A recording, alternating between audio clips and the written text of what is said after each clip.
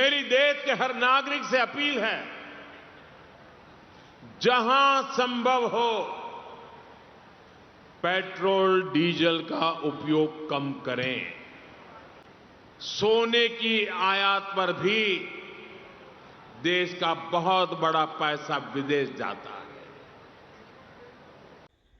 इस वीडियो को शुरू करने से पहले मुझे लगता है कि आप लोगों को इस ग्राफ पे नज़र डालना चाहिए, जहां दुनिया भर के देशों ने वॉर शुरू होने के अगले दिन से ही पेट्रोल का दाम बढ़ा दिया था।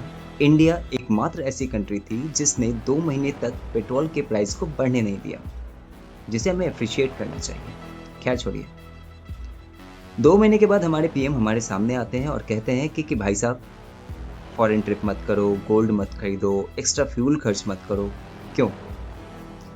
इसके पीछे का कोई दूसरा रीज़न नहीं है भाई साहब, बस एक ही रीज़न है। वो रीज़न का नाम है डॉलर को प्रिजर्व करना। डॉलर क्यों ज़रूरी है?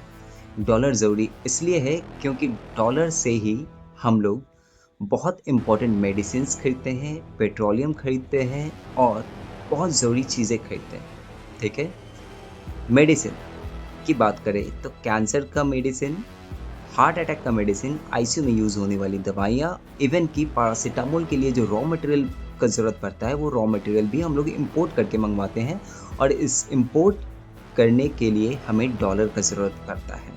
अगर पेट्रोल पूरी तरीके से ख़त्म हो जाएगा, डॉलर ना होने की वजह से हम लोग पेट्रोल परचेज़ नहीं कर पाएंगे। हमारी गाड़ियाँ गैराज में लगी रहेंगी, ट्रक रोड पे खड़ी रहेगी और हम लोग तक दूध, सब्जी, फल, अनाज नहीं पहुँच पाएगा, जिसका मतलब महंगाई आसमान छूने लगेगी। तो इतना बुरा वक्त ना आए, कुछ समय के लिए देश बचाते हैं। चलिए, देश बचाते हैं। कि सरकारी और प्राइवेट दोनों ही दफ्तरों में वर्चुअल मीटिंग्स और वर्क फ्रॉम होम को प्राथमिकता दी जाए। खाने के तेल पर भी देश की बड़ी विदेशी मुद्रा खर्च होती है। मैं आज समाज के सभी भाई बहनों से, मैं आपके परिवार का सदस्य हूं इसलिए आग्रह से कहता हूं, और इसमें तो आपको आगे आकर के मेरी मदद करनी पड़ेगी।